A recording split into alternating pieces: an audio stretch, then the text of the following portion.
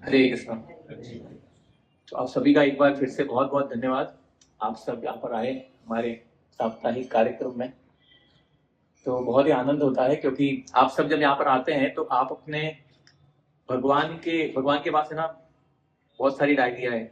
उसमें से जो पर्सनल डायरी है ना, उसमें भगवान नोट करते हैं कि कौन मेरी तरफ एक कदम चल के आता है। तो आप सबने अपना नामांकन वहाँ पे उनकी डायरी में करा दिया है, यहाँ पर रेगुलरली आते हैं। क्योंकि कलयुग में सबसे बड़ी जो दुविधा है, सबसे बड़ा जो कष्ट है, वो एक ही चीज का है कि यहाँ पर सब कुछ मिलेगा, पर यहाँ पर जिसकी वास्तविकता में हमको आवश्यकता है वो ना देखने मिलेगा, ना सुनने मिलेगा, और ना ही उसकी चर्चा मिलेगी। वो है आध्यात्मिकता, आध्यात्मिक चेतना। तो कलयुग में बहुत दुष्कर।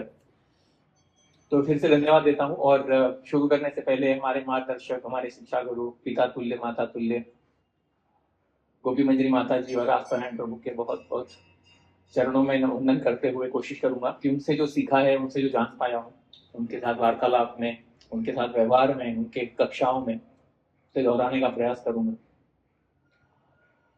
वास्तव में ये जो पूरा चैप्टर है वो कर्म योग पर है। थर्ड चैप्टर जो हम चर्चा कर रहे हैं अभी, तो उसमें लगभग हमने 3.19 तक कवर किया है और अभी हम 20th वर्ष पे जाएंगे। बहुत ही महत्वपूर्ण सेक्शन है क्योंकि विशेष रूप से भारत में कर्म का जो सिद्धांत है उसे बहुत ही it is widely misinterpreted है ना। क्योंकि आप जो भगवत गीता जानता होगा, नहीं भी जानता होगा, जिसने पढ़ा होगा, नहीं पढ़ा होगा, वो भी कर्म के बारे में आपको भाषण दे सकता है और भगवान को कोट करके बोलेगा, भगवान ने बोला है कर्म करो।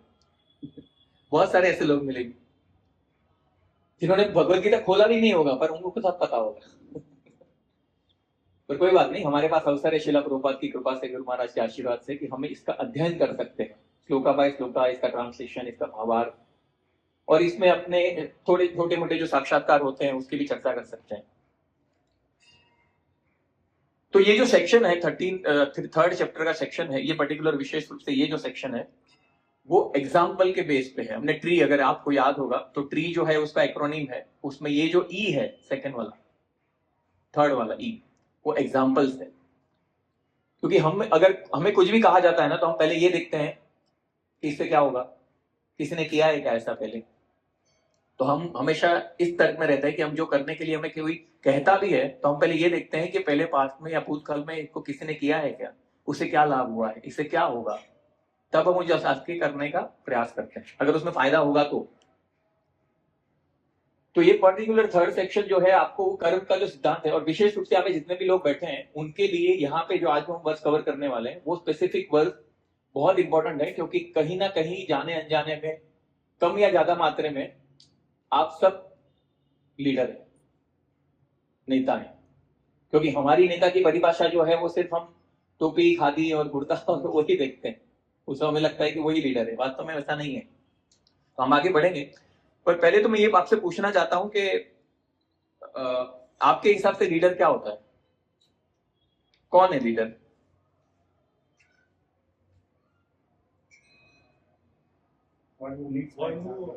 One who guides the others in the right direction and okay, who himself also follows. Very important. Second जो लाइन बोला ना, वेरी इंपॉर्टेंट है, क्योंकि गाइडेंस लेने के लिए, मार्गदर्शन लेने के लिए, ज्ञान बांटने के लिए बहुत लोग हैं, और जो अपने एग्जाम्पल से सेट करे, जो खुद उसका पालन करता हो, वही वास्तव में लीडर है। देखिए यहाँ पर है ना, ये जो सेक्शन है उसमें हम आगे बढ़े उसके पहले एक बात बहुत क्लियर करना चाहता हूँ कि ये जो सेक्शन है उसमें हम बात करने वाले हैं एग्जाम्पल्स की, ठीक है। और हमने अभी आज की पहले भगवान ने ऑलरेडी बता दिया है कि किस प्रकार से आपको कर्म करना है, ड्यूटी को प्रायोरिटी दिया, क्योंकि अर्जुन को पहले ड्यूटी नहीं करना था अपना, तो उसको प्रायोरिटी दिया, अभी ड्यूटी करने को बोला। उसके बाद भगवान ने बोला कि बुद्धि योग ज्यादा महत्वपूर्ण है। तो अभी अर्जुन कंफ्यूज हो गए कि आप एक चीज बताओ, कर्म करूं या बुद्धि से काम करूं। बुद्धि का काम करूं तो बुद्धि बोलती है युद्ध नहीं करना चाहिए। तो फिर वापस भगवान ने कन्विंस किया कि किस प्रकार से स्थितप्रज्ञ के हमने जो देखा, उसके बाद पूरी श्रृंखला जो चली, फर्स्ट चैप्टर में उसके डाउट थे, सेकंड चैप्टर में एसेंस ऑफ भगवत गीता देखा, और थर्ड चैप्टर में अभी वास्तविक कर्मयोग पे भगवान बात कर रहे हैं, क्योंकि अर्जुन को अभी तैयार करना है। तो यहाँ पे हम जितने भी कर्म करते हैं, अब कर्म क्यों करते हैं, पहले अगर हम देखें हम कर्म क्यों करते हैं, बिना कर्म किए रह नहीं सकते, वो तो स्वभाव है, ठीक है, लेकिन उसके साथ साथ रह नहीं सकते, वो तो बाय डिफॉल्ट है। अभी जैसे आप गाड़ी चलाते रहेंगे, थोड़ा थोड़ा आगे आ जाए, पीछे से करता है। थोड़ा आगे रखिए, ये यहाँ एज है ना, वहाँ तक आप आगे आप अभी तो इधर तक अभी हाँ बस। तो हाँ, कर्म हम लोग क्यों करते हैं? सॉरी, फिलहाल नीड्स, मतलब हमको कुछ ना कुछ चाहिए, इसलिए हम कर्म करते हैं। अब यहाँ पे अगर कर्म करना जरूरी है तो फिर ऐसे बहुत सारे एग्जाम्पल है, ऐसे बहुत सारे आचार्य हैं जो ऐसा कहा जाता है कि एक स्तर पर पहुंचने के बाद, भक्ति में उन्नत होने के बाद, जो सेल्फ रियलाइज सोल होते हैं उनको कर्म करने की आवश्यकता नहीं होती। तो ये कुछ हद तक कॉन्ट्रडिक्टरी लगता है हमको। अभी कर्म जो करते हैं ना, उसमें सबसे पहले आपको ये समझना जरूरी है कि जितने भी लोग इस संसार में आते हैं वो सबके ऊपर ऋण है। मानते हैं ये बात को? भैया बोले सब, वी ऑल हैव अ डेब्ट, और वो डेब्ट के कारण ही हम यहाँ पर आए, और वो डेब्ट को हमको चुकाना है। सबके ऋण है। तो शास्त्रों में 6 प्रकार के ऋण बताए गए हैं। तो सबसे पहला ऋण कौन सा होता है? मात्र ऋण। एक होता है हमारा जो ऋषि ऋण होता है। ऋषि ऋण होता है, जितने भी ऋषि, जितने भी आचार्य हुए ना, वो सबको भी हमारे जैसे, कहीं ना कहीं हमारे जैसे वो भी गृहस्थ आश्रम में होंगे, कहीं ना कहीं जगत में जीते होंगे। तो उनके लिए भी वो सारे अवसर से जो हमारे लिए अवसर है, जिसे हम अपनी इंद्रिय तृप्ति के लिए यूज कर सकते थे, पर उन्होंने ऐसा नहीं किया। उन्होंने क्या किया? अपने सेल्फ को सेक्रीफाइस करके, टाइम देकर शास्त्रों का निर्माण किया, ताकि आने वाली जो पीढ़ी है उन्हें सही मार्ग दिखाया जा सके। तो उनका हम पर ऋण है। जितने भी आचार्य हैं, जितने भी ऋषि मुनि है, सप्तर्षि बोलो, कोई जितने भी ऋषि है, सबका हम पर ऋण है। दूसरा हमारा आपत ऋण होता है। आपत ऋण मतलब हमारे जो एंसेस्टर है, जितने भी हमारे आगे पूर्वज हुए हैं, उनका भी हमारे पर ऋण है। क्यों ऋण है? क्योंकि अगर आप देखेंगे तो यहाँ पर अगर आप सनातन धर्म को पालन कर सकते हैं तो आपके जितने भी पूर्वज थे वो सबने 200 वर्ष का अंग्रेजों का राज देखा, 800 वर्ष का मुगलों का राज देखा, बट फिर भी उन्होंने अपने धर्म के सिद्धांत को, अपने प्रिंसिपल्स को और अपने धर्म के प्रति अपनी कटिबद्धता को कभी छोड़ा नहीं। उसके कारण आप आज ये फॉलो कर सकते हैं। नहीं तो क्या होता था? तलवार के दम पे आप भी सलवार पहन के बैठे होते, है ना? होता था ना ऐसा, क्योंकि व्यक्ति के लिए जान है। अगर जान पे मारने की बात करेंगे तो आप संघर्ष देखो उनका, उतनी परिस्थिति, विकराल परिस्थितियों में भी उन्होंने अपने धर्म को नहीं छोड़ा, तब जाके हम, तो हमारे पर उनका ऋण है। फिर दूसरा देव ऋण है। तो देव ऋण क्या होता है? अभी जितने भी देव, अभी आप बोलेंगे कि अभी कोई लोग का ऐसा बोलना है कि 33 करोड़ है या 33 कोटि या 33 टाइप के हैं, वो सब सही है, उसकी चर्चा कभी हम फिल करेंगे। बट जितने भी देव हैं वो सबके हमारे जीवन में बहुत ज्यादा महत्वपूर्ण कॉन्ट्रीब्यूशन है, सहभाग है। सबसे बड़ी बात, आपका जो स्वास्थ्य है ना, वो स्वास्थ्य कैसे मिलता है आपको मालूम है? उसके लिए कौन देव है? सूर्य। सूर्य देव। तो सूर्य देव जो है उसकी वजह से आपका स्वास्थ्य अच्छा रहता है। अगर आपको थोड़ा सा सूर्य प्रकाश नहीं मिला, आप देखिए कितने भी फॉरेन कंट्री में जहां पे सूर्य नहीं होते हैं, वहां पे सब बीमार होते हैं। क्यों? क्योंकि सूर्य प्रकाश ही नहीं है। तो सूर्य प्रकाश, आपकी आंखों की पलक झपकाने के लिए भी आपको देव की आवश्यकता है। यहां तक कि अन्यथा नाले, यहां तक कि बोलता हूं कि आपके स्वास्थ्य को, आप जो खाते हैं उसको हजम करने के लिए और आपके पेट को साफ करने के लिए आपको भी देव की आवश्यकता है। जानते हैं आप ये बात? वायुदेव।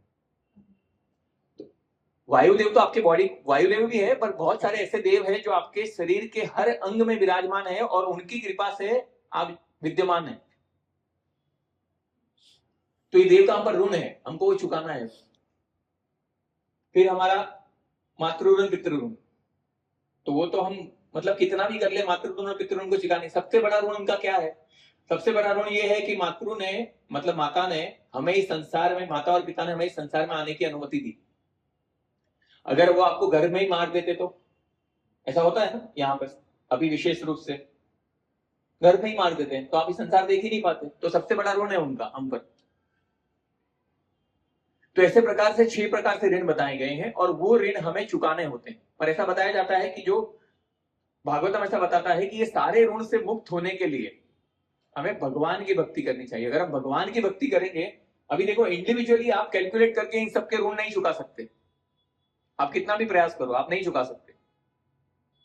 मतलब बेसिकली कॉन्सेप्ट ये है कि हम जिस प्रकार का जीवन जीते हैं उस जीवन के अंदर कहीं ना कहीं हमारा थोड़ा सा सेक्रीफाइस हो, थोड़ा सा त्याग हो, और हम इस बात को सोचे कि हमारा जो अस्तित्व है वो किसके आधार पर है, हमारे जीवन का उद्देश्य क्या है। जब तक हम ये नहीं सोचेंगे ना, तब तक हम दूसरे प्राणियों की तरह ही जीवन जीते रहेंगे। और मनुष्य को भगवान की सबसे बड़ी कृति माना गया है। क्यों? क्योंकि उसके पास बुद्धि है, बुद्धि के आधार पर वो तर्क कर सकता है, सोच सकता है सही क्या है गलत क्या है। तो हमें इसीलिए इस ऋण को चुकाने के बारे में सोचना चाहिए। अभी वो कैसे चुकाना है? तो भगवान की भक्ति करने से, जैसे हम झाड़ के मूल में पानी डालते हैं, उसी प्रकार से भगवान कृष्ण की जब भक्ति की जाती है तो सारे देवी देवता जो कि भगवान के अंग हैं वो सारे अपने आप तृप्त होते हैं, और सारे जितने भी आपके ऋण हैं वो सारे ऋण से आप मुक्त हो जाते हो। अदरवाइज आपको फिर से जन्म लेना पड़ेगा, सारे ऋण चुकाने पड़ेंगे ना? तो अभी एक बार हम कहते हैं कि भगवान की भक्ति में जो साक्षात्कार हो जाता है, जो चरम सीमा पर पहुंच जाते हैं भक्ति में, उन्हें कार्य करने की आवश्यकता नहीं होती है। क्यों नहीं होती उन्हें कार्य करने की आवश्यकता? अच्छा, भगवान को कार्य करने की आवश्यकता है? नहीं है, क्योंकि भगवान तो, जैसा आप सबने कहा कि हम क्यों कार्य करते हैं? क्योंकि हमें कुछ चाहिए, हमारी कुछ नीड है, हमारी कुछ आवश्यकताएं। अगर वो आवश्यकता ही नहीं होगी तो आप कार्य करेंगे ही नहीं।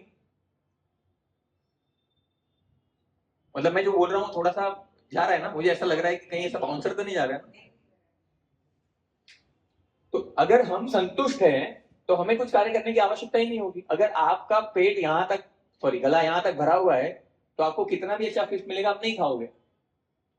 भूख है इसलिए खा रहे हो। तो हम कर्म इसलिए करते हैं क्योंकि हमें किस चीज प्राप्त करने की आवश्यकता है। लेकिन भगवान जो है वो आत्माराम है, वो स्वयं में संतुष्ट है, उन्हें कुछ प्राप्त करने की आवश्यकता नहीं है, इसलिए उन्हें कर्म करने की आवश्यकता नहीं। पर फिर भी भगवान कर्म करते हैं। हम देखेंगे आगे कि भगवान कैसे कर्म करते हैं और क्यों करते हैं। तो ये जो यहाँ पर जो विशेष भक्तों की बात हो रही है, जहां पर शुद्ध भक्ति बात हो रही है कि उनके लिए कार्य करने की आवश्यकता नहीं है, फिर भी वो कर्म करते हैं। क्यों करते हैं? तो उसके 3 कारण है वो क्यों करते हैं। एक तो सबसे पहली बात जो है वो ये करते हैं कि उन्हें एक समाज में एक उदाहरण स्थापित करना है, क्योंकि अगर वो नहीं करेंगे तो उनको फॉलो करने वाले भी नहीं करेंगे। दूसरा कि उनको, हालांकि वो अपने आप को मानते हैं कि हमारा शुद्धिकरण है, उनके लिए शुद्धिकरण की आवश्यकता नहीं है, पर वो विनम्रता के कारण मानते हैं कि हम अपने शुद्धिकरण के लिए कर्म कर रहे हैं। और तीसरा जो है उनके, वो भगवान के प्रति वो इतने एब्जॉर्ब है तो उनकी सेवा के लिए, उनकी प्रसन्नता के लिए वो कार्य करते हैं ताकि और लोगों को मार्गदर्शन दे सके। अभी हम यहाँ पे 19 हमने पढ़ लिया है और 20th वर्ष पे जाएंगे, और 20th वर्ष के परस्पेक्ट में हमको पता चलेगा कि किस प्रकार से भगवान एग्जाम्पल देते हैं कि हमें कैसे कार्य करना चाहिए।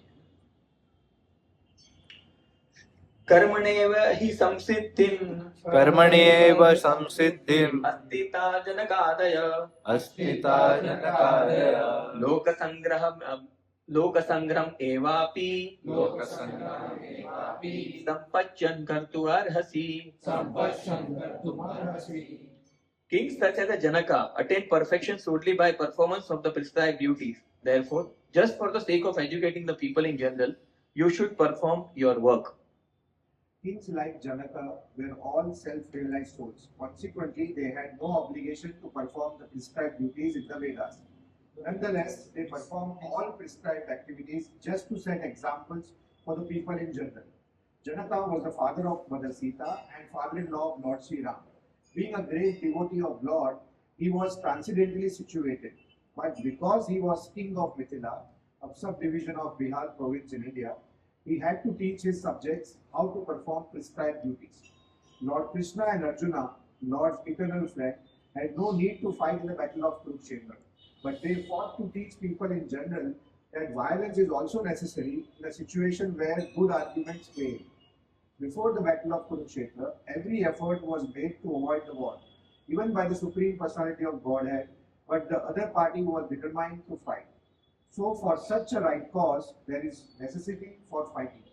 Although one who is situated in Krishna consciousness may not have any interest in the world, he still works to teach the public how to live and how to act.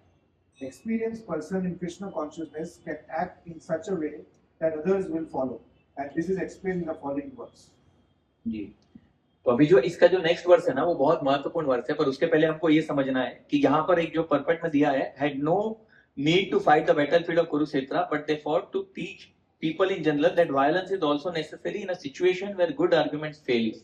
ये बहुत इंपॉर्टेंट है क्योंकि लोग है ना बहुत सारे ऐसी धारणाएं वाले लोग हैं, they believe that only because of Krishna the Kurukshetra war happened, और भगवान को ब्लेस्फेम करते हैं, भगवान को बड़ा भला कहते हैं कि उनके कारण कितने लोग मर गए। पर ये वास्तव में अगर आप देखेंगे तो ये अन्याय जो भी जहां पर भी अन्याय होता है ना, हमारा जन्मसिद्ध अधिकार भी है और हमारा एक कर्तव्य भी है कि उसके विरुद्ध में हम अपना वॉइस रखें। नहीं तो क्या होगा, इससे होता क्या है, चलो आप मान लो कि आप अगर वॉइस नहीं उठाते हैं तो आप हो सकता है कि आप परिपक्व हो, आप सहन कर लो और आगे बढ़ जाओ, पर उसके कारण क्या होगा, उसके कारण जो दूसरा पार्ट है, जो दूसरे लोग हैं, जो आतताई हैं, उनको ऐसा अवसर मिलेगा कि वो पाप कर्म करें। तो कहीं ना कहीं आप अन्याय के खिलाफ जब नहीं बोलते हो तो आप पाप को बढ़ावा देते हो, उनको ये अवसर देते हो कि वो और इस प्रकार से आतताई बने और पापी बने और प्रकार से लोगों का शोषण करें। अब जब हमने देखा कि यहां पर हम बोल रहे हैं कि कैसे अभी कर्तव्य करना जरूरी है, ठीक है, अभी ये जो भगवत गीता है उसमें भगवान ने एक एग्जाम्पल दिया है जनक महाराज का, बहुत ऐसा नाम लेके बोला है जनक महाराज का। जनक महाराज कौन है? जनक महाराज है ना, सीता माता के फादर और रामचंद्र भगवान के फादर इन लॉ। तो अभी जनक महाराज ऐसे व्यक्ति हैं जिसे राजश्री कहा गया है। राजश्री मतलब क्या, कि जो बाहर से राजा है और अंदर से ऋषि हैं। अभी वो जब जाते थे ना तो ऐसा बताया जाता है कि वो एक बार मतलब उनको स्वर्ग की तरफ जाना था, मतलब वो ऐसे थे कि वो कहीं पे भी जा सकते थे, तो उनको स्वर्ग की तरफ जाना था। तो स्वर्ग में जाने का भी रास्ता है, पर उन्होंने स्पेसिफिकली बोला कि मुझे नर्क से होते हुए स्वर्ग जाना है। तो वहां से जा रहे थे और वहां से बहुत सारे लोगों के चिल्लाने की, चीखने की आवाजें आ रही, क्योंकि नरक में बहुत सारी यातनाएं होती है। भागवतम के पंचम स्कंद में 28 प्रकार के नरकों का वर्णन है। हमारे कर्म के आधार पर मिलने वाली सजाएं वहां पे दी जाती है। और वहां पे सजा मतलब कैसा, यहाँ पे सजा मतलब क्या, गोली मारा तो मर जाएंगे ना, तो उसके बाद दर्द खत्म। वहां पे ऐसा नहीं होता है। आपका जो कॉन्शियसनेस है, जो पेन है, वो आपको सहना पड़ेगा। आप ना मरेंगे ना जिएंगे, मतलब आप नहीं, जो पाप कर्म करते हैं उनकी बात कर रहा हूं। तो वहां पर इतनी यातना होती है कि वो कैसे भी करके आपको जल्दी से जल्दी वो खत्म करना है, और उससे इतनी पीड़ा होती है, मतलब आप वर्णन सुनेंगे उसका तो आपका यहां से रूम से बाहर निकलना मुश्किल हो जाएगा। गरुड़ पुराण में भी इसका वर्णन है। मतलब ऐसे सजाएं दी है। ये सब जो पैसे लेके भाग जाते हैं ना, जो उड़ जाते हैं, मतलब पैसे लेके, करोड़ों रुपए लेके, उनके लिए वज्रघंटक नाम का स्पेसिफिक ऐसा सजा है जहां पे 100 भेड़ियों जैसे कुत्तों को, मतलब जो शेर से भी बड़े रहते हैं, ऐसे कुत्ते रहते हैं जिनके दांत और नाखून कौन सा है, दांत कौन सा है पता ही नहीं चलेगा, सब एक जैसा रहता है। ऐसे खूंखार रहते हैं और जो जन्मों से भूखे रहते हैं।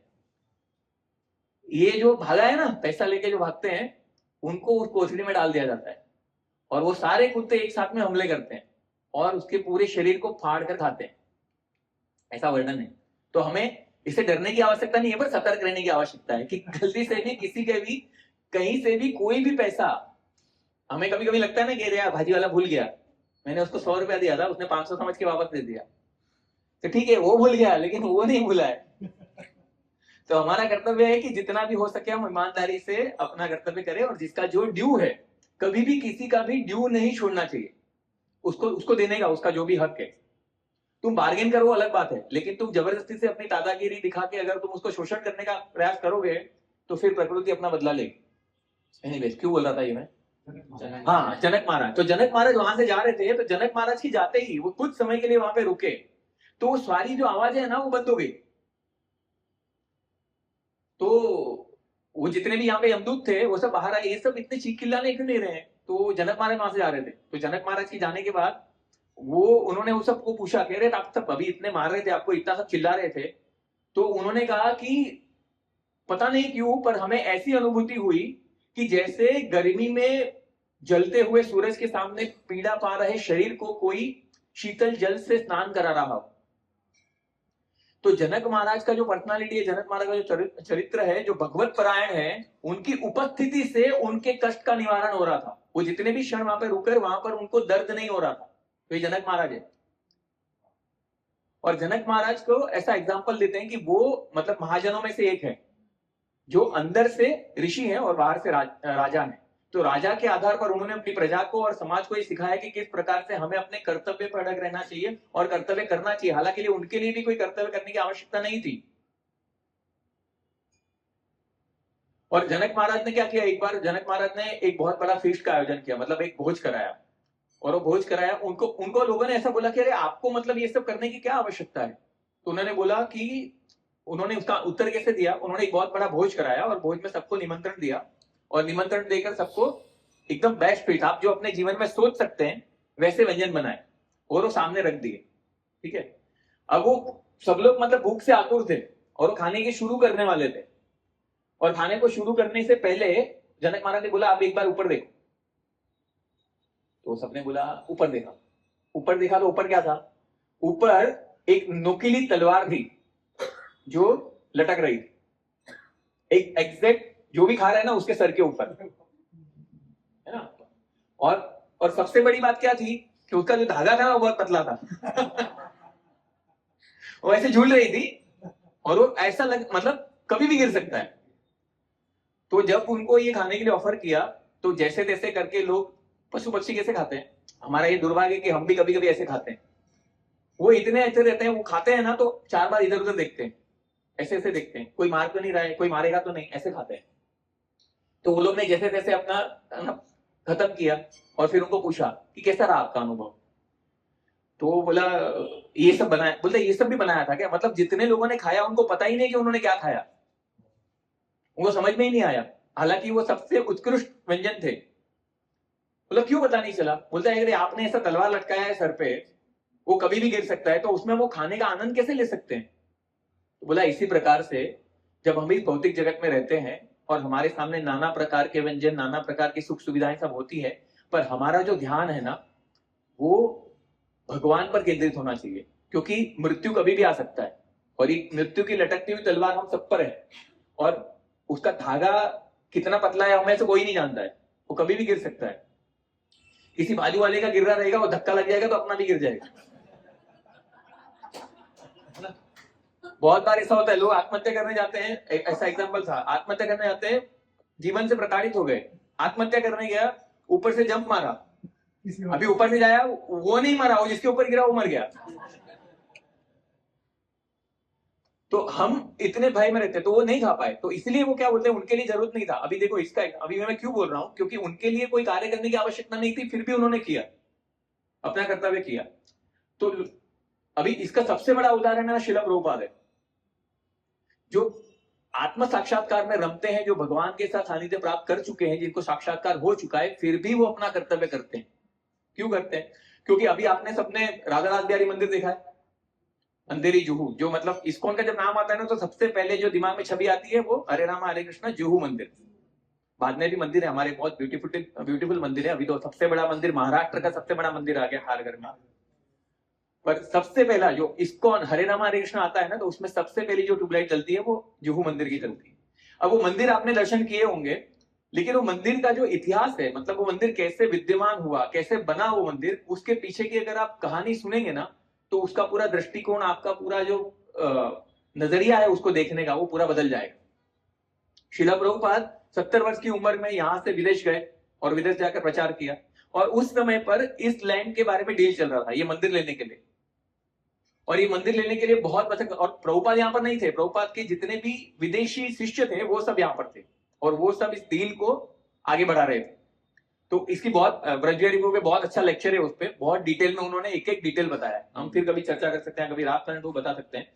तो वो वहां पर मतलब एक एन होते हैं, मिस्टर एन होते हैं, वो क्या करते हैं, उनको पता रहता है कि ये सब फॉरेनर है और इनको यहाँ के लॉ कुछ मालूम नहीं है, तो इनको जैसे चाहूंगा मैं नचा सकता हूँ, जैसे चाहूंगा अपने फायदे के। तो उसने क्या किया था, पहले ही वो लैंड बहुत सारे लोगों को और भी बेच दिया और फिर इस्कॉन के भक्तों को भी बेचा ये लैंड, और इससे डील नहीं मिला था, डील मतलब जो एग्रीमेंट है वो नहीं दे रहा था और पैसे लिए जा रहा था। और यहाँ से भक्त जो है वो प्रभुपाद को मैसेज डाल रहे थे, अपडेट दे रहे थे, और प्रभुपाद बस एक ही बोल रहे थे कि आप डील लो, पहले उससे एग्रीमेंट लो और उससे पैसे मत देना। और प्रभुपाद बहुत गुस्से में आए थे, और वो वहां पर जो थे वो लोग अपनी तरफ से प्रयास कर रहे थे पर कुछ हो नहीं पा रहा था। तो प्रभुपाद वहां से जब आए तो उनको पता चला कि इन्होंने तो सारे पैसे ले लिए हैं, डील साइन नहीं किया है, एग्रीमेंट हमारे पास है नहीं, और ये, और बहुत इन्फ्लुएंशियल व्यक्ति था वो, बहुत प्रभावशाली था, उसका न्यूज़पेपर चलता था और बहुत सारे गवर्नमेंट में और हर जगह में उसका हाथ था, और उसी तरीके से वो लोगों को शोषण करके पैसे लेता था। तो प्रभुपाद जो थे वो 70 वर्ष की उम्र से ज्यादा थे, और वो यहां पर आके उसके साथ फाइट करते। क्यों फाइट करते? प्रभु अभी जितने भी भक्त थे वो बोले कि हमको इतना, प्रभुपाद को ये सब करने की क्या आवश्यकता है? लेकिन प्रभुपाद ने क्या कहा, नहीं, मैंने राधा राज बिहारी को प्रॉमिस किया है कि I will build temple for you. तो भगवान के लिए, भगवान की सेवा के लिए, भगवान के कार्य के लिए उन्होंने उससे लड़ा, और लड़के फिर फाइनली वो मंदिर अपना हुआ।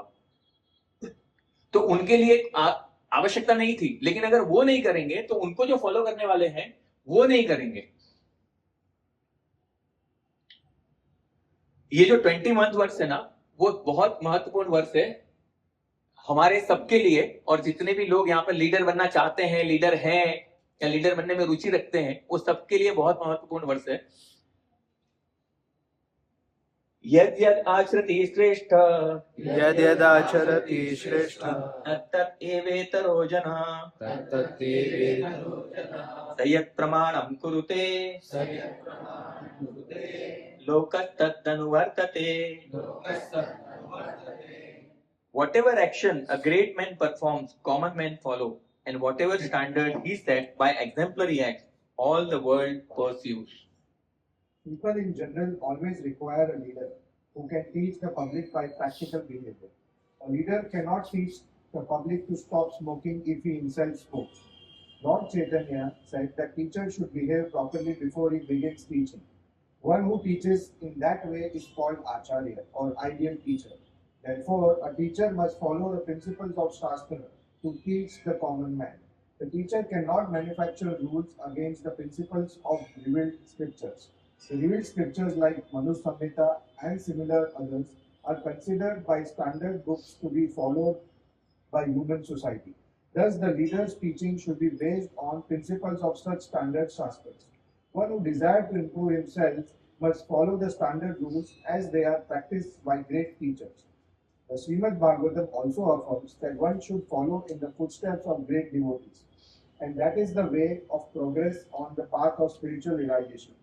The king or executive head of a state, the father, and the school teacher are all considered to be natural leaders of the innocent people in general. All such natural leaders have great responsibility to their dependents. Therefore, they must be conversant with standard books of moral and spiritual codes. अभी हम सब जानते हैं कि हम हमारे जीवन में कहीं ना कोई रोल मॉडल होता है ना? कहीं ना कहीं किसी ना किसी से हम इंस्पिरेशन लेते हैं, और जब हम इसे लीडर कहते हैं तो लीडर को क्यों ज्यादा सतर्क रहना चाहिए? क्योंकि वो जो कुछ भी करते हैं ना, उसकी जो प्रजा होती है, जैसा राजा वैसी प्रजा, तो वो उसको फॉलो करते हैं। जो भी वो करेंगे वो सब वो करेंगे, तो उनके लिए बहुत उत्तरदायित्व हो जाता है उनका बड़ा, कि वो जो कुछ भी कर रहे हैं उसमें इस बात का ध्यान रखें कि इसका जो मुझे फॉलो कर रहे हैं उन पे उसका क्या असर होगा। ये दुर्भाग्य है कि यहाँ पर आज के तारीख में हमारे पास जो क्रिकेटर है वो हमें गैम्बलिंग सिखा रहे हैं, जिसे हम अपना सबसे बड़ा रोल मॉडल मानते हैं, और जो एक्टर है वो हमें क्या सिखा रहे हैं? गुटखा खाना, दारू पीना, वो सब सिखा रहे हैं, और हम इसको लीडर कहते हैं और हमें फॉलो करते हैं। तो हमारे लिए आवश्यक है जानना जरूरी कि हम जिसको फॉलो करते हैं, और अधिकांश समय होता क्या है कि हम जिसको फॉलो करते हैं ना, वो बाहरी दृष्टिकोण से हम प्रभाव से फॉलो करते हैं, बिना जाने स्वभाव। तो हमारे लिए जरूरी है कि हम प्रभाव से नहीं, स्वभाव से फॉलो करें। प्रभाव व्यक्ति का बहुत बड़ा हो सकता है, धन के आधार पर, प्रतिष्ठा के आधार पर, मान के आधार पर, रूप सौंदर्य के आधार पर। उससे अगर प्रभावित हो गए पर उसके स्वभाव को नहीं जाना, तो आपको बहुत बड़ी दिक्कत हो सकती है।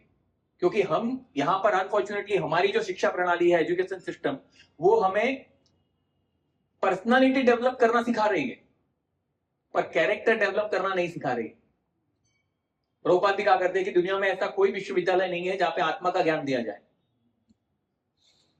तो ये दुर्भाग्य है हमारा। तो हमारा दुर्भाग्य है, ठीक है, हमें कॉम्पिटिटिव बनना है, हमें तुलनात्मक दृष्टि से यहाँ पे स्पर्धात्मक बनना है इस जगत में, लेकिन उसके साथ साथ हमें यह भी सोचना पड़ेगा कि हमारा जो अस्तित्व है उसका वास्तविक कनेक्शन कहां है। तो अगर वो ऐसा कोई कार्य करेंगे जैसे अगर यहाँ पर अगर शिला Prabhupada is one of the leader, ठीक है, वो जो कर रहे हैं उनके पीछे उनके अनुयायी वैसा करेंगे, तो उनका उत्तरदायित्व तो बनता है कि उनके साथ रहने वाले लोगों को वो अच्छी शिक्षा दे। हालांकि लिए वो लोग के लिए कर्म करने की आवश्यकता नहीं है, पर वो इसलिए करते हैं क्योंकि उनको पता चले। और एक दो पॉइंट है ना बहुत इंपॉर्टेंट है यहाँ पे। Thus the leader teaching should be based on the principle of such standard शास्त्र। मन घड़त भावनाओं के आधार पर, धारणाओं के आधार पर जो व्यक्ति लीड करता है, क्योंकि देखो लीडर भी, अगर हम जिसको लीडर मानते हैं, वो लीडर भी एक तरीके से देखा जाएगा तो मनुष्य ही है। इस भौतिक जगत में जितने नियम लागू होते हैं वो उसको भी लागू होते हैं, तो हमें ये देखना होगा कि हम उसको फॉलो करके वो हमें कहां लेकर जा रहा है, किस मार्ग के प्रति वो हमें प्रोत्साहित कर रहा है। तो जो व्यक्ति लीडर है उसे ये बहुत ज्यादा आवश्यक है उसके लिए कि वो शास्त्रों का अनुगमन करे, शास्त्रों का पालन करता होना चाहिए, धर्मनिष्ठ होना चाहिए। क्योंकि नहीं तो जैसे हम कहते हैं कि ढोंगी गुरु और लोभी चेला दोनों का नरक में ठेलम ठेला। अगर वो व्यक्ति खुद स्वार्थी है और अपने जीवन की इंद्रिय तृप्ति के लिए दूसरों का, अभी जितने भी, हम किसी पॉलिटिकल पार्टी के खिलाफ नहीं है, पर आप देखेंगे तो जितने भी लोग लीडर बनते हैं वो लीडर क्यों बनते हैं?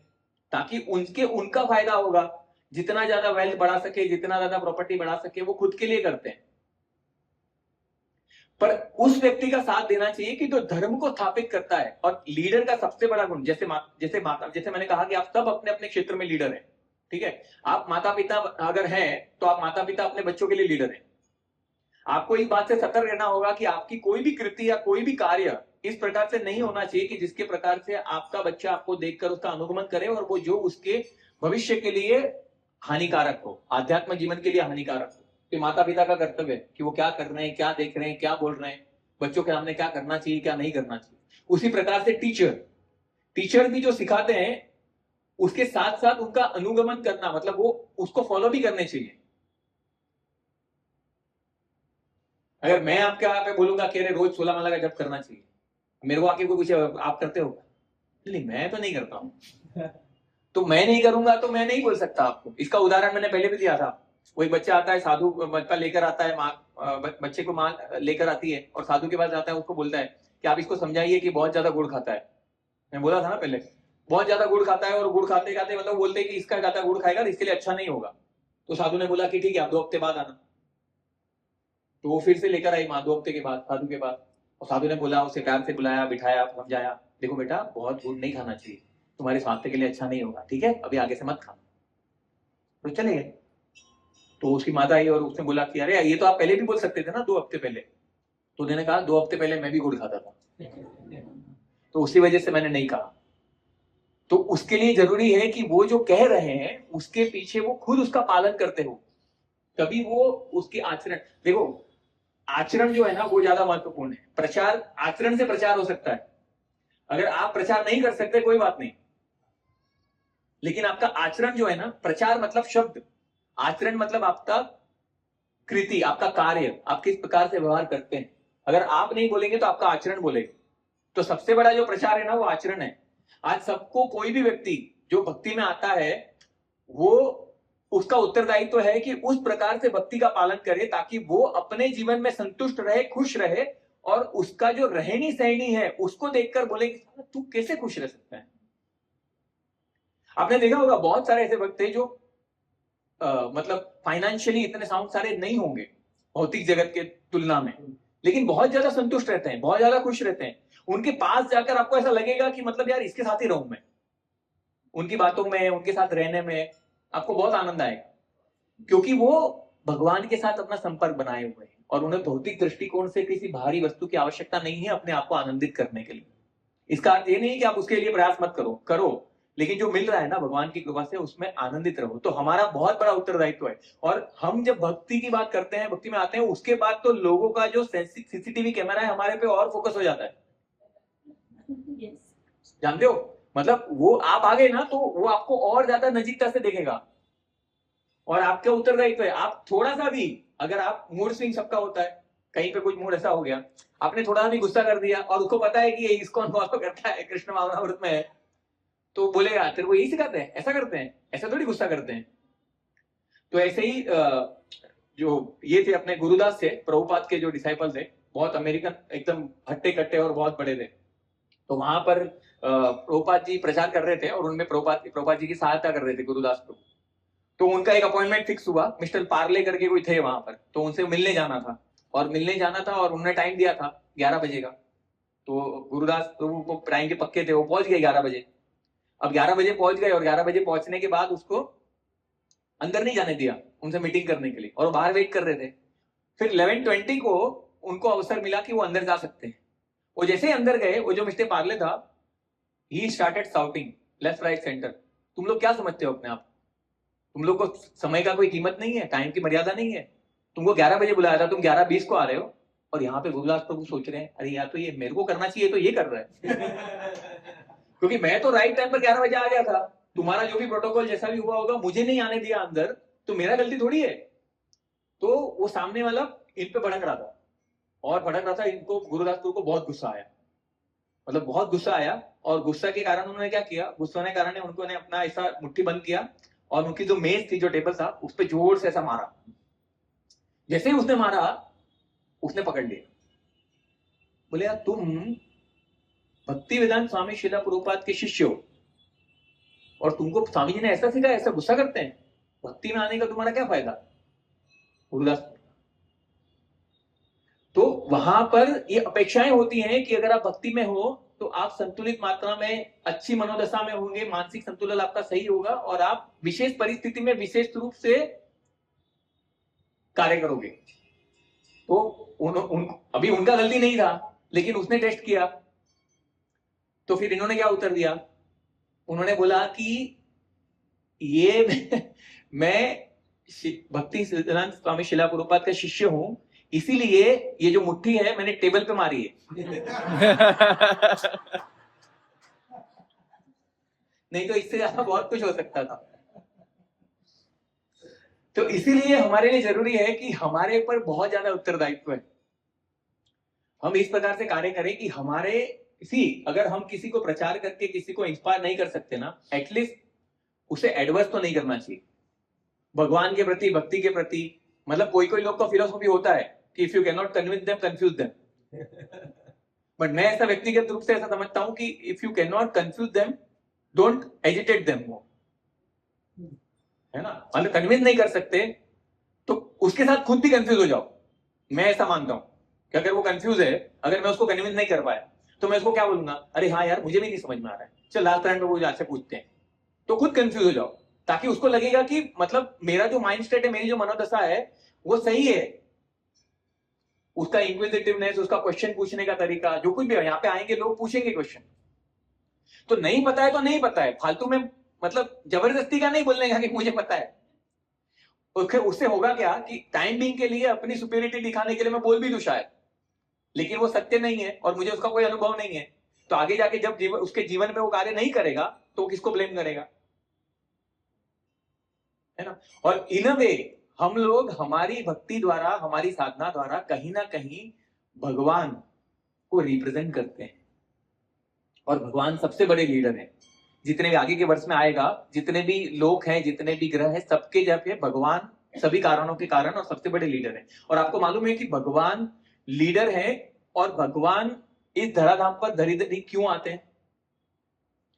क्योंकि लीडर का ये काम है कि लीडर अगर कोई प्रशिक्षित नहीं है ना, डिसिप्लिन नहीं है, और अगर अपेक्षित रीति से कार्य नहीं कर रहा है, तो इसका जो ब्लेम है ना वो लीडर पे जाता है। अगर बांग्लादेश की अगर हम बात करें तो बांग्लादेश में जो भी लोग कर रहे हैं उसका ब्लेम किसको गया? लीडर को। वो लोग कंट्रोल नहीं कर रहे हैं, वो लोग अपनी जनता को नहीं समझा रहे हैं। जैसे हमने इधर भी एग्जांपल देखा, प्रभुपाद के गया, महाराज पे जाएगा, हम कुछ करेंगे तो भगवान क्या चाहते हैं कि ऐसा ना हो, इसलिए बार बार वो धराधाम पर आकर उसकी सुव्यवस्थित करते हैं चीजों को। इसलिए जब जब धर्म की हानि होती है तब भगवान आकर उसको वापस सेट करते हैं कि हाँ अभी ऐसे चलना है। तो he is the greatest leader. और भगवान ने आगे के वर्ष में भी हमको पता चलेगा, हम 2 वर्ष साथ में पढ़ेंगे। भगवान ने जनक महाराज का एग्जाम्पल लिया और खुद का भी एग्जाम्पल लिया। तो भगवान जब धराधाम पर थे तो द्वारका में जो उनकी दिनचर्या आप देखेंगे ना, तो आपको लगेगा कि भगवान को ये सब करने की क्या जरूरत है। भगवान की कितनी रानियां थी? 16,108। सबके लिए अलग अलग पैलेस, सब में व्यक्तिगत रूप में वो स्वयं उपस्थित। और भगवान कभी उठते थे? ब्रह्म मुहूर्त में। ब्रह्म मुहूर्त किसे कहते हैं? सूर्योदय से 1-1.5 घंटा पहले, मतलब करीबन 4:30 के आसपास। और यहाँ 4:30 बजे हमारी एक्चुअल नींद स्टार्ट होती है, आपकी नहीं होती होगी, मेरी तो होती है। और विशेष रूप से ठंडी में वो कोजी कोजी फीलिंग, ठंडी में बाहर ठंडी है, पंखा बंद है और एक रजाई है और कोई उठाने वाला नहीं है, शांत है एकदम रूम, तो उसके जैसा मजा तो कहीं नहीं है। पर भगवान वो उठते थे ब्रह्म मुहूर्त में, उठ के क्या करते थे? मेडिटेट करते थे। अब आप बोलेंगे भगवान किस पे मेडिटेट करते थे? खुद पे मेडिटेट करते थे, क्योंकि उनको एग्जाम्पल सेट करना है। राजा है ना, किंग है, लीडर है, कम्युनिटी के लीडर हैं, वो अगर नहीं करेंगे तो फिर उनकी पूरी दिनचर्या दी है कि कैसे वो सूर्य नारायण को अर्घ्य देते थे, अपना जब साधन दान हो गया उसके बाद गायों की सेवा करते थे, दान दक्षिणा देते थे। फिर राज्य के राजा थे तो राज्य में जाके राज्य का कारोबार संभालते थे, ब्राह्मणों को दक्षिणा दान देना, भोजन कराना, वो सब करते थे, संध्या करते थे। पूरी जो दिनचर्या है वो इसीलिए सेट की उन्होंने, ताकि मुझे जो फॉलो करेंगे उनको गृहस्थ होते हुए ये सारे कार्यों को करना है, इसलिए उन्होंने भी किया। आगे के वर्ष पे चलेंगे हम। अभी यहाँ पे भगवान को, अभी मैंने आपको बोल दिया कि भगवान ने किया, लेकिन भगवान यहाँ पे क्या बोल रहे हैं कि भगवान बोल रहे हैं ये वर्ष में कि मेरे लिए कुछ करने का जरूरत नहीं है, फिर भी मैं कर रहा हूं। न मे पार्थ स्थित कर्तव्यम त्रिषु लोकेषु किश्चन अवाप्नव्यम वर्त एव च कर्मणि। O son of Pritha, there is no work prescribed for me within all 3 planetary systems, nor am I in want of anything, nor have I need to obtain anything, and yet I am engaged in the prescribed duties. The Supreme Personality of Godhead is described in the Vedic literature as follows. Tam Ishwaranam Parampanam Maheshwaram, Tam Devatanam Paramam Cha Devatam, Patim Patnam Paramam Parastat, Vidanam Devam Bhuvanesham Idyam, Na Tasya Karyam Karnat Cha Vidyate, Na Tasya Samasya Cha Vikasa Cha Dishyate, Parasya Sakti Vividhaita Shudyate, Swabhavati Jnana Bala Kriyacha.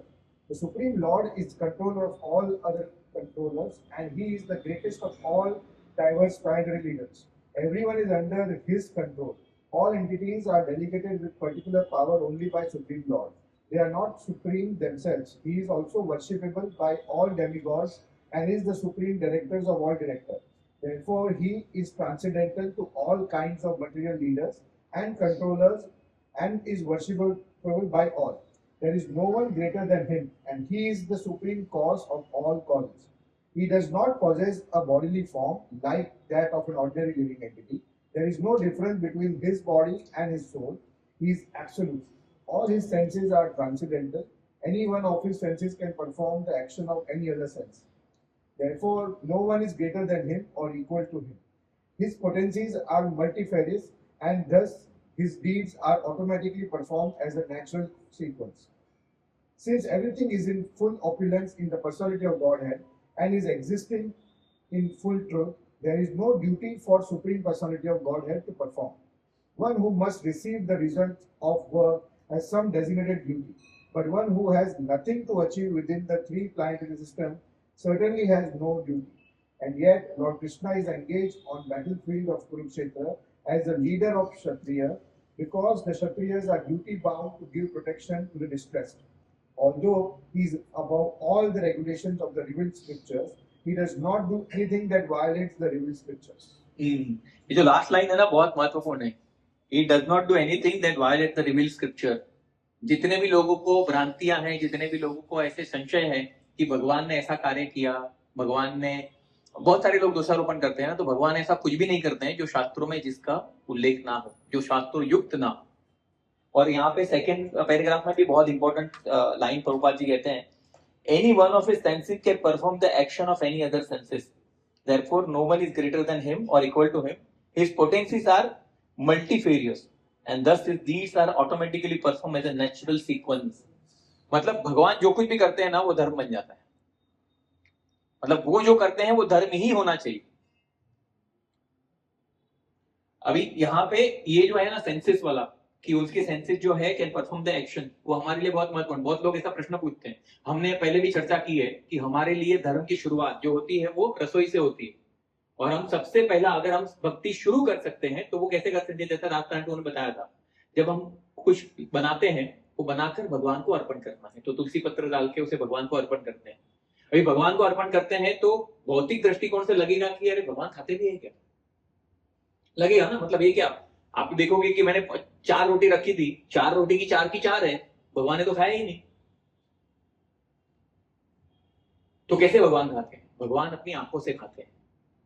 और आप देख सकते हैं कि जैसे आपको अनुभव हो ही जाएगा, आप उसका अनुभव कर सकते हैं। आप मतलब ऐसा मत करिए, पर एक बार अनुभव के टेस्ट के लिए कर सकते हैं।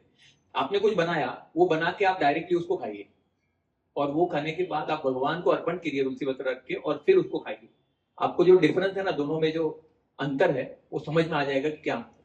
भगवान जब आंखों से खाते हैं तो भगवान का जो सलाइवा है, भगवान का जो लाड़ है, वो उसके अंदर मिश्रित होता है, और वो भगवान की मतलब प्रसाद क्यों कहा जाता है? प्रभु के साक्षात दर्शन, प्रसाद इसलिए कहा जाता है।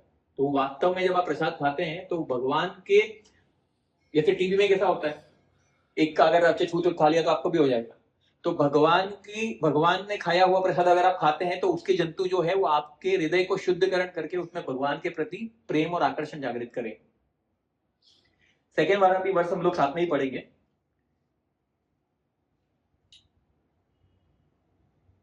यदि हायं न वर्तेयं जातु कर्मण्यतेन्द्रिय मम वर्त्मानो वर्तन्ते मनुष्या पार्थ सर्वशः। For if I never fail to engage in carefully performing prescribed duties, O Partha, certainly all men would follow my path.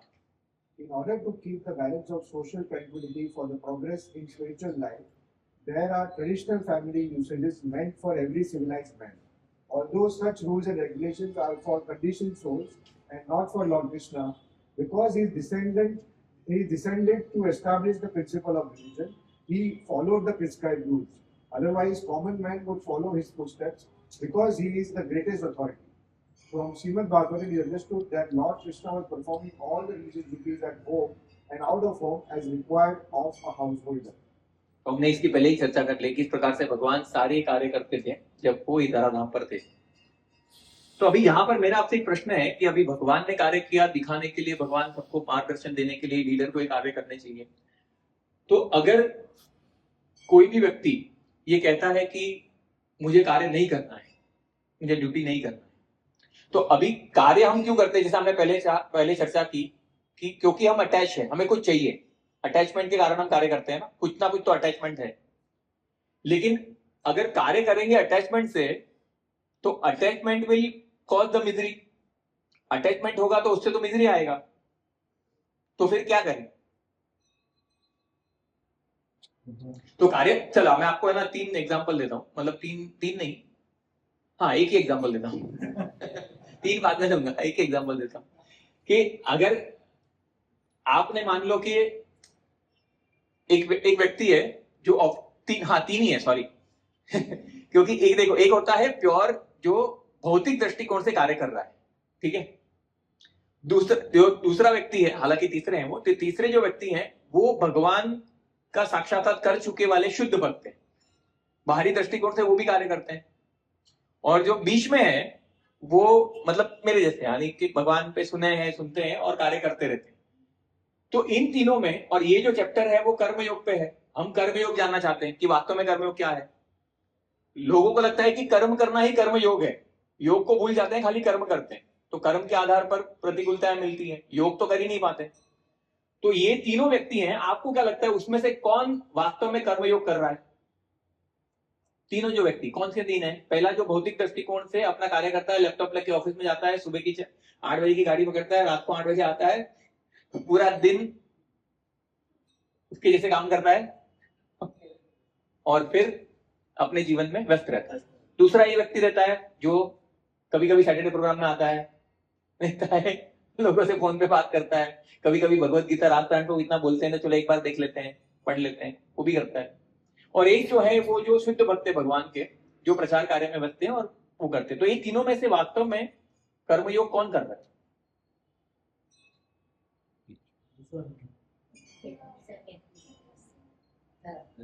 Third.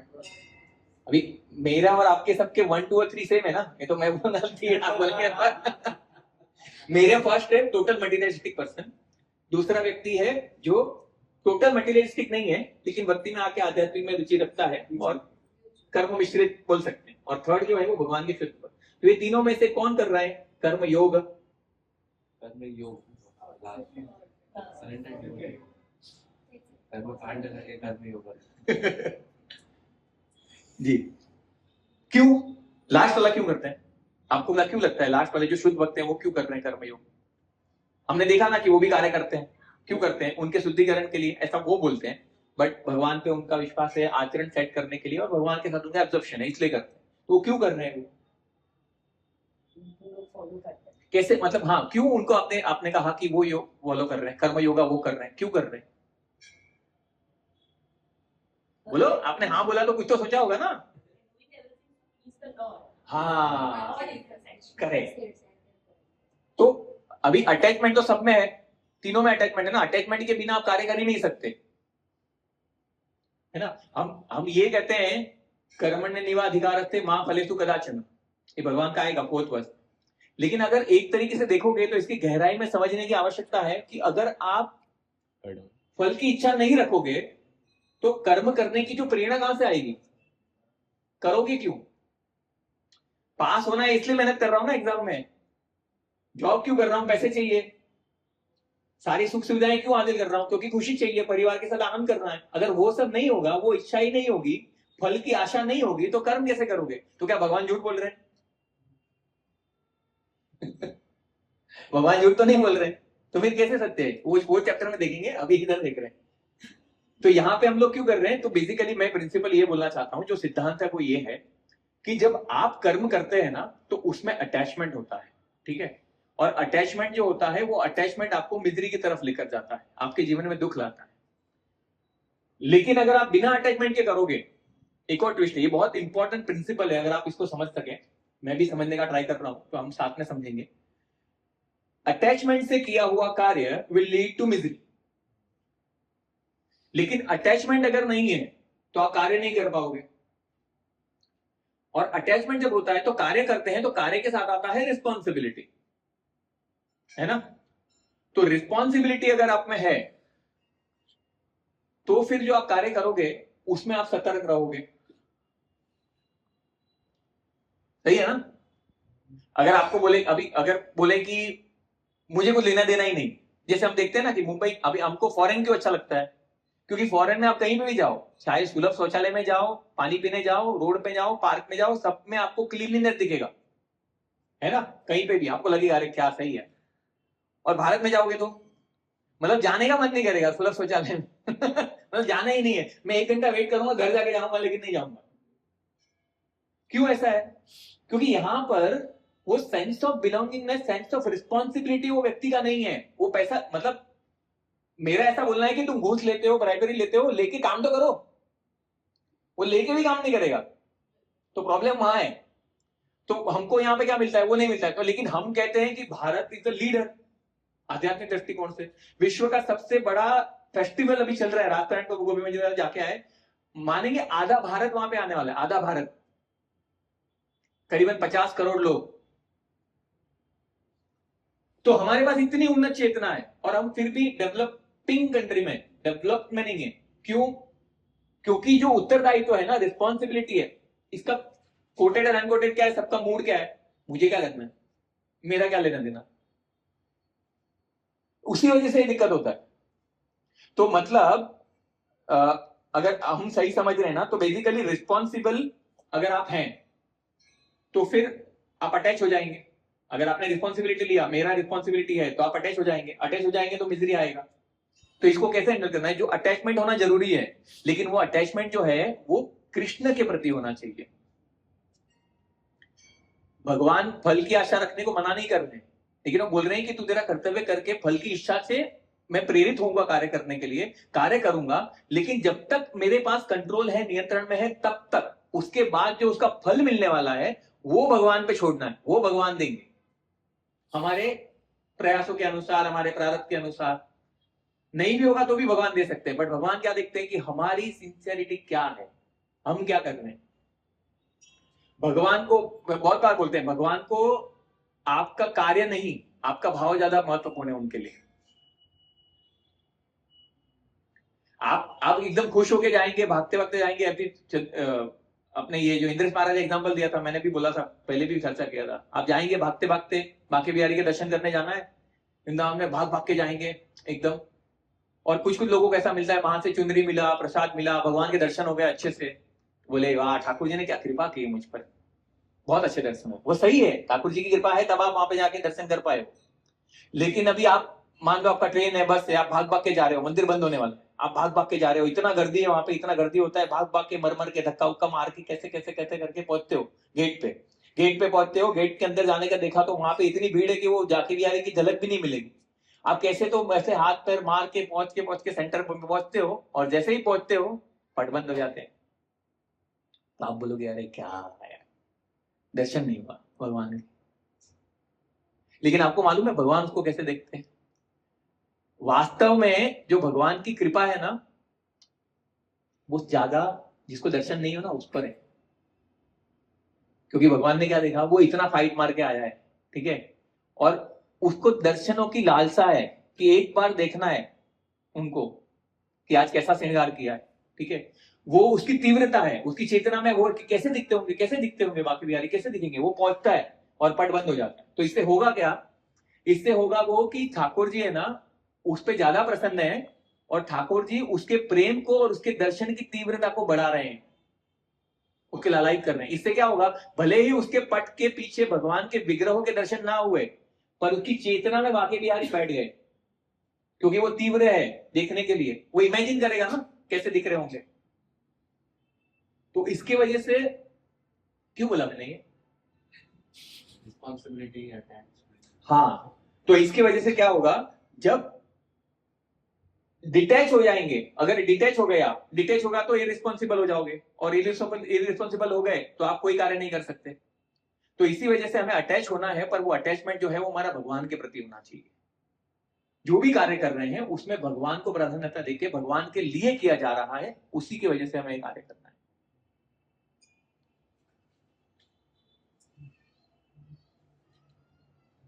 अभी ये 24वां जो वर्ष है ना, उसका पर्पट बड़ा है, लेकिन ये हम भी कवर करेंगे।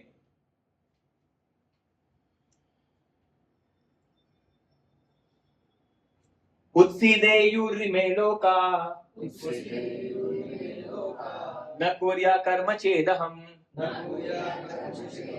शंकरस्य च कर्ताच्चाम् उपहान्यम् इमा प्रजा। If I did not perform prescribed duties, all this world would be put to ruination. I would be cause of creating unwanted population, and I would be therefore destroy the peace of all living beings. अभी यहाँ पर है ना, यहाँ पर क्या है, इसका अगर आपको याद हो तो जब मैंने भगवत गीता शुरू किया था तभी अर्जुन ने 5-6 तर्क दिए थे। तो उसमें एक तर्क ये था कि अगर मैं फाइट करूंगा तो वर्ण संकर प्रजा होगी और फैमिली ट्रेडिशन डिस्ट्रॉय हो जाएगा। तो उसका उत्तर है ना भगवान यहाँ दे रहे हैं। भगवान ने पूरा जो गेम में पूरा चेंज कर दिया, अगर तुम नहीं करोगे ना तो वर्ण संकर डिस्टर्ब हो जाएगी। तो उसका उत्तर इसमें दे रहे हैं, और ये बहुत ही महत्वपूर्ण है, ये हम एक बार पढ़ लेते हैं, क्योंकि इसमें ये जो पर्पट है ना बहुत ब्यूटीफुली प्रभुपाद ने लिखा हुआ है।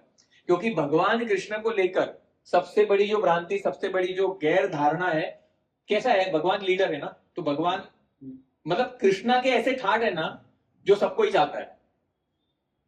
दिन में 6 बार ऑफरिंग चाहिए, ठीक है ना, 6 बार खाने मिले, 4-5 बार आरती हो, स्नान हो, गर्मी में ठंडे पानी से हो, ठंडी में गर्म पानी से हो, मुखवास हो, पान हो, मिठाइयां हो, सब कुछ चाहिए। तो कृष्ण को मतलब ठाकुर जी बोलते हैं ना, तो कृष्ण के जो ठाठ है ना वो बहुत नवाबी है, मतलब नवाबी सॉरी उर्दू वर्ड है, बट बहुत राजशाही है।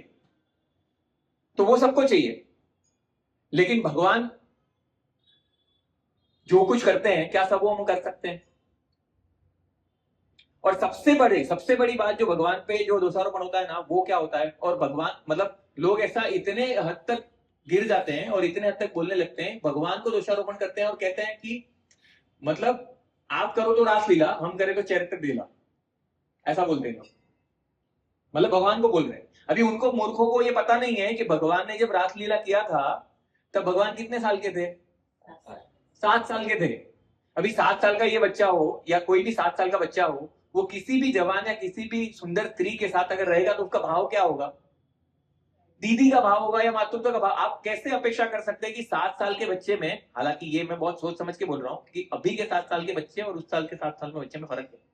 अभी के 7 साल के बच्चे हैं उससे शायद पता हो सकता है, लेकिन 7 वर्ष के बच्चे में कामुकता या 7 वर्ष के बच्चे में इंद्रिय तृप्ति की लालसा नहीं होती है। और बोलते हैं 16,108 रानियां रखी उन्होंने। ये दो स्पेसिफिक चीजें हैं ना, उसमें लोगों को बहुत ज्यादा रस है, लेकिन उसके मर्म को जानते नहीं है। 16,108 रानियां थी, लेकिन 16,108 रानियों में एक भी दुखी नहीं थी। हमारी एक भी दुखी रहती है।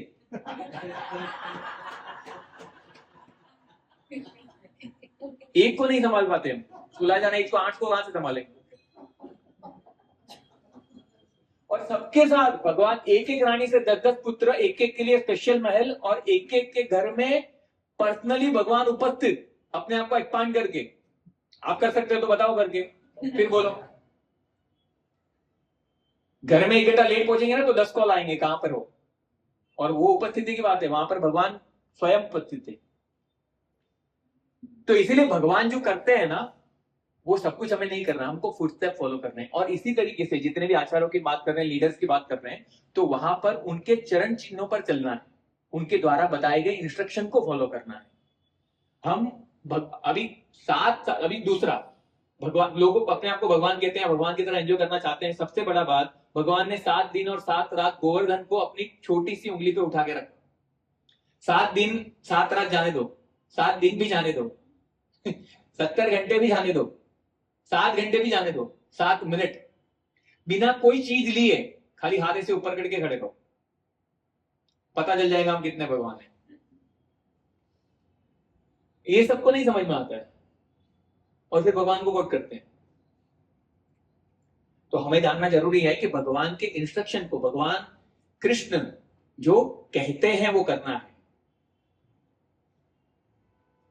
और उनके अलग अलग लीलाओं में, उस सारी लीलाओं का अनुकरण नहीं कर सकते। जैसे गृहस्थ आश्रम में रहकर उन्होंने जो किया, वो जो कर रहे हैं वो भी करना है, और जो कहते हैं वो भी करना है। और भगवान ऐसा क्यों रखते हैं? भगवान ऐसा सब क्यों किया? मतलब गोवर्धन इतना बड़ा उठाया, रासलीला, मतलब why Krishna does this unexpected unhumanly act? क्यों करते हैं भगवान ऐसा? सोचा है कभी भगवान ऐसा क्यों करते हैं? मतलब क्वेश्चन मेरा सही है कि क्यों करते हैं भगवान? ऐसा करते क्यों है? ऐसा अनह्यूमनली अनएक्सपेक्टेड सुपर हीरोइक एक्शन ऐसा सब क्यों करते हैं भगवान? बोलो। To suggest that nothing is impossible if you put your mind and soul. नहीं, पर नथिंग इज परफेक्ट, वो एक तरीके से प्रेरणा मिलता है, लेकिन nothing is impossible for him. हमारे लिए तो हम हाथ मिनट तक नहीं खड़े रहे। He's trying to motivate us. Definitely, पर उसके साथ और क्या? मोटिवेट तो थी, भगवान के सारे इंस्ट्रक्शन है मोटिवेट करना। पूरा भगवत गीता मोटिवेशन के लिए दिया है, और ऐसा मोटिवेशन दिया कि हार कर थक कर भावनाओं के भवंडर में बहने वाले अर्जुन ने 5 निष्कासित बच्चों ने 64 करोड़ योद्धाओं के सामने युद्ध करके विजय प्राप्त कर ली। ऐसा मोटिवेट किया। और युग युगांतर तक, आज तक नहीं, आने वाले युग युगांतर तक ये पुस्तक एटलीस्ट 10,000 वर्षों तक सभी लोगों के व्यक्तिगत जीवन में कुरुक्षेत्र में अर्जुन की तरफ विजय प्राप्त करने के लिए सक्षम है भगवत गीता। ऐसा उपदेश, ऐसा मोटिवेशन, जिसके आधार पर लेकर LIC से लेकर सारे मोटिवेशनल स्पीकर यहां से कोट निकालते हैं और अपनी रोजी रोटी चलाते हैं। ऐसा मोटिवेशन। पर भगवान ये करते क्यों है? भगवान, ज्यादा मैं समय नहीं लूंगा, नहीं तो आपके आंसर आते आते मेरा समय हो जाएगा। भगवान ये इसलिए करते हैं क्योंकि 2 कारण है इसके। सबसे पहला कारण है इस बात को प्रमाणित करना कि वो भगवान है। जो हम कभी नहीं बन सकते। We can not become God, we can become godly, ऐसा प्रभुपाद जी कहते हैं। तो भगवान जो है वो भगवान ही, अगर आपकी बुद्धि से, आपकी समझ से, आपके तर्क के आधार पर, आपकी क्षमता के आधार पर आप भी वो सब करने लगे तो फिर आप भगवान बन गए। तो भगवान नहीं है, इसीलिए वो प्रमाणित करते हैं कि वो भगवान है। और दूसरा सबसे महत्वपूर्ण, वो ऐसा इसलिए करते हैं ताकि इन लीलाओं का श्रवण करके उनके जो भक्त हैं वो उसका आस्वादन कर सके और उनके साथ तदात्म स्थापित कर सके, उनके साथ एकरूपता का अनुभव कर सके, भले ही वो एक कलयुग में क्यों ना। जैसे ही आप भगवान की लीला पढ़ते हैं, आपके सामने वो पिक्चर जाता है और आप, भगवान आपको सहमति देते हैं कि आप उस लीला में, क्योंकि आप जो पढ़ रहे हैं अभी यहाँ पे, ऐसे बहुत सारे ब्रह्मांड है जहां पर वो भगवान की लीला आज भी अभी इसी क्षण हो रही है। तो भगवान यहाँ पर बैठे बैठे मानसिक दृष्टिकोण से आपको उस लीला में प्रवेश दिला रहे हैं, इसलिए भगवान ये सब करते हैं।